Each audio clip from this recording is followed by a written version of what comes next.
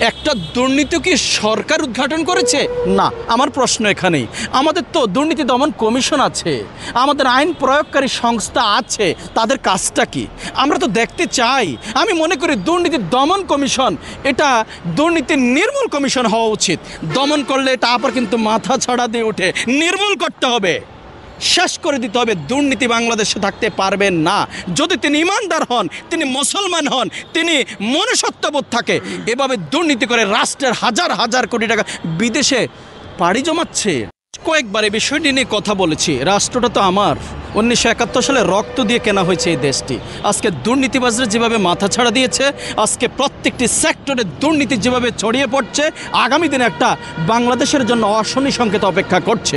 ইতিমধ্যে আপনারা দেখেছেন, আমরা দেখেছি বেনজির কাণ্ড, শত শত হাজার হাজার কোটি টাকা সম্পদ দেখেছি। আমরা দেখেছি সেনাবাহিনীর প্রধানের, আমরা দেখেছি আসাদুজ্জামান মিয়া ডিএমপির কমিশনার। সর্বশেষ আমরা দেখলাম আপনার রাজস্ব কর্মকর্তা মতিউর রহমানের বিলাসবহুল সম্পদের পাহাড়। এক ছাগল মতিউর রহমানের সাম্রাজ্যকে তছনছ করে দিয়েছে, আজকে জনগণের কাছে মুখ সম্মোচন করে দিয়েছে। আমার কাছে প্রশ্ন হচ্ছে, আজকে মতিউর রহমান বলেন, আজকে বেনজির বলেন, আজকে আসাদুজ্জামান মিয়া বলেন, সেনাবাহিনীর প্রধান বলেন, সরকার নীরবে বসে আছেন। অথচ আমাদের সাংবাদিক বন্ধুরা কত চমৎকার চমৎকার তথ্যগুলো, কারা দুর্নীতি করছেন, কারা দুর্নীতিতে সম্পৃক্ত আছেন, চিত্রগুলো তুলে ধরছেন। সরকার কিন্তু সেটা কর্ণপাত করেনি। যখন দেখছে দুর্নীতি করার পরে যখন তিনি বিপদের আশঙ্কা করছেন, বিদেশে পালিয়ে যাচ্ছেন স্ত্রী সন্তান নিয়ে, তখন আমাদের দেশের দুদক বলেন, বিচারালয় বলেন, তখন তাদের ঘুম ভাঙে, অর্থাৎ তারা নিষেধাজ্ঞা দেয়। ইন দ্যাট টাইম তারা কিন্তু সীমান্তে পাড়ি দিয়ে অন্য দেশে চলে যায়, পাড়ি জমাচ্ছেন। এতে কি বোঝা যায়? সরকার কি আন্তরিক? আপনারা কি মনে করছেন? সরকার যদি আন্তরিক হয়, আজকে মতিউর রহমান যখন দুর্নীতির ফিরিস্তি যখন আজকে পত্রিকাগুলোতে প্রকাশ হলো, তাকে তখনই তো আপনি আইনে সোবদ্ধ করে তার সঠিক তথ্যগুলো বের করবেন। আজকে তিনি কোথায় আমরা শুনছি জানি না, কারণ সরকারের পক্ষ থেকে যেহেতু সঠিক তথ্য দেয়নি আমরা জানি না।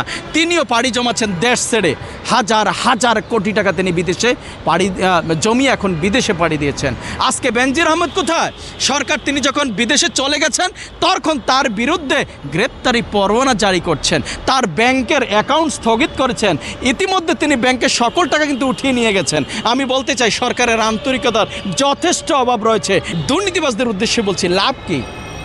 এত টাকা ইনকাম করছেন যে দেশ থেকে, সেই মাতৃভূমিতে বসবাসের জন্য তো আপনার নিরাপদ ভূমি না, পাড়ি জমাচ্ছেন বিদেশে। দেখেন সেনাবাহিনীর প্রধান, পুলিশ বাহিনীর প্রধান, রাজস্ব কর্মকর্তা কোথায়? দেশে নেই। এই ভূমিতে, জন্মভূমিতে কিন্তু থাকতে পারে না, আজকে বিদেশে পাড়ি জমিয়েছেন। তাই অনুরোধ করবে, এই সম্পদ দিয়ে কী করবেন? পরকাল আপনাকে তো এই সম্পদ আদালতের কাঠগড়ায় দাঁড়াবে, যেই আদালতে ঘুষ খায় না, যে আদালতে আপনার দলীয় প্রভাব খাটানো যায় না, সেই দিন বিচারক হবেন স্বয়ং আল্লাহ। সম্প্রতি দেখেছি কিছু ভালো মানুষ সংসদে যে নেই একেবারে তা বলবো না, আছে। প্রশাসনে যে কিছু ভালো মানুষ নেই তা না, তারা খুব স্বল্প পরিমাণে, তারা খুব কোণঠাসা। ঠিক আজকে দেখেন সংসদের মতো জায়গায় দাঁড়িয়ে যখন একজন এমপি বলে যে দেশের দুর্নীতি এখন প্রাতিষ্ঠানিক রূপ নিয়েছে, এই কথাগুলো কিন্তু আমরা র্যান্ডম বলছি, প্রতিনিয়ত বলছি। সরকার যদি কর্ণপাত করতো, আন্তরিক হতো, আজকে দুর্নীতিটা এভাবে একেবারে ছড়িয়ে পড়তো না।